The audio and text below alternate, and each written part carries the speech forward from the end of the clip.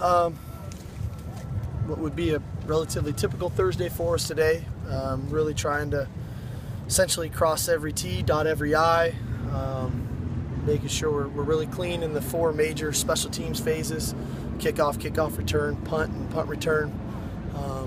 Working some of the special situations on offense and defense, and then fine-tuning some things in the red zone. So you probably is pretty clear we gave a couple significant guys the day off, Cody Kessler being one of them.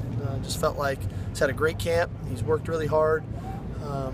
Want to get his arm kind of fresh by next Monday, so gave him the day off that way.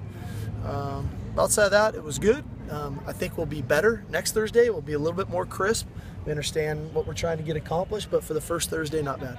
What is on the agenda for this afternoon, and then also in the mock? This afternoon is going to be what would be a typical Friday for us.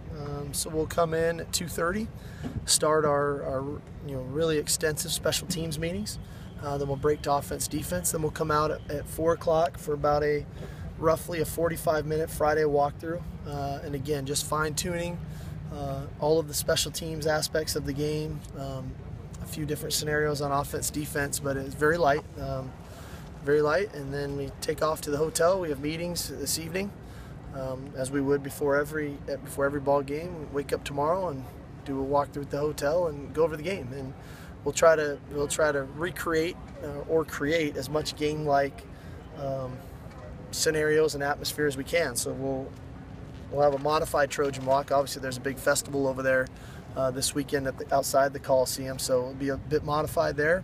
We'll do what would be our normal pregame warm-up that we'll do a week from Saturday. And then we'll go in the locker room, we'll take the field, and we'll have a black shirts team. And it will not be live tomorrow, but it's working the scenarios, it's working the substitutions. We'll manufacture injuries, and so guys have to know where they're a backup on different special teams. We'll manufacture Cody getting injured and Max Brown having to go into the game and in the third quarter where he's maybe not as warm as he'd like. So try to just do all the different scenarios and things that could show up in the season, and so that guys are comfortable when that occurs. And when that's all done, we'll get cleaned up in the locker room and head over here for Salute to Troy, which is a great celebration for Trojan football and for our fans and our donors and for our players and their families. And it's an awesome time. It's really, for me, the kickoff to the college football season with the band and the song girls and everybody. It's a great evening. Cody went like today. Other games might have been Buck or Nelson. Is that something that you've always done, try to pace them? Yeah. The whole idea for me is by next Saturday, we are a fresh, healthy football team. And guys are confident, feeling good about the scheme, which is really important. 2, their bodies, their own body, where they're at. And 3, just that everybody's on the same page with what we're doing. And so, periodically along the way, we're going to do that. And we're just trying to be smart. We're trying to make sure that we've got guys feeling good about what they're doing. Obviously, we'll be off Sunday, and quite honestly, Monday, guys, we won't practice Monday. It'll be a walkthrough scenario for us. And then we'll have a good, hard Tuesday practice, and then Wednesday, Thursday, Friday, and get ready to play. You recently registered to file your name as a trademark. What was the reasoning behind such a move like that? I have an agent. You have to ask him that. I don't know. Those guys are smarter than me. I'm just trying to get a first down. Any update on Trey Madden? Yeah, he's seeing another specialist today. And quite honestly, what it looks like to me is Trey will probably be a game time decision for us.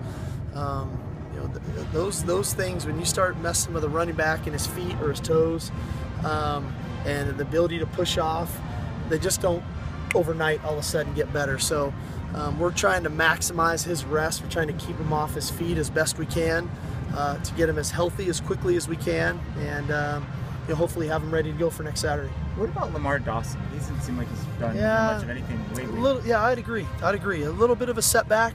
Oddly enough, we meet with our medical staff every morning, and Lamar was one of the topics of discussion today, that we got to get him remotivated again, get him going. I think he was a little bit discouraged. He's not as far along as maybe he would have hoped for and we would have hoped for, and maybe took a little bit of a step back mentally. He didn't physically. I think sometimes it's mentally, and I've always said this, when you're coming off a major knee surgery, half of it's physical, half of it's mental. And we just got to get him remotivated again because he's not that far away. And if we can keep him going and get him to be part of this thing, you know, whether it's, you know, we got our 3 games, then we have a bye, you know, he gets another month of rehab, we could definitely use him because he's a talented player, he's played a lot of football, and has been very productive. Are you saying it's conceivable he could be out that length of time?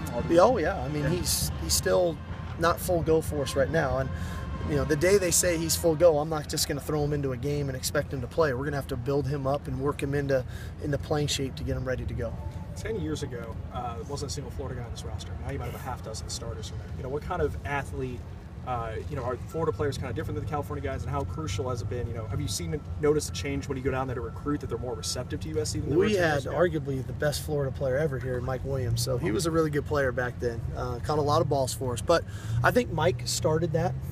I think having Mike come from Tampa, Florida, and be as productive as he was for 2 years and being an All-American and breaking all the records that he did, I thought got us some exposure. And then when you start winning a lot of games, you go win 2 Orange Bowls in that span of time, you know, that just, again, starts to create exposure. And once one comes, then the next and the next, and you start to find a comfort zone. You start to find guys on the roster that you can gel with and fit in with. And I think it's a good mix. You know, we're not making a living recruiting in Florida. We make our living recruiting in California, most notably Southern California. But we do have a niche, and we do have a niche in Florida right now, and we'll continue to go there and get a guy or 2 a year, which we were able to do last year, and we'll probably do again this year. Let's do one more.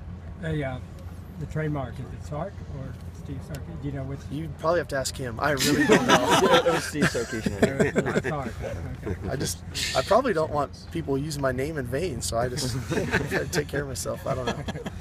All right, guys.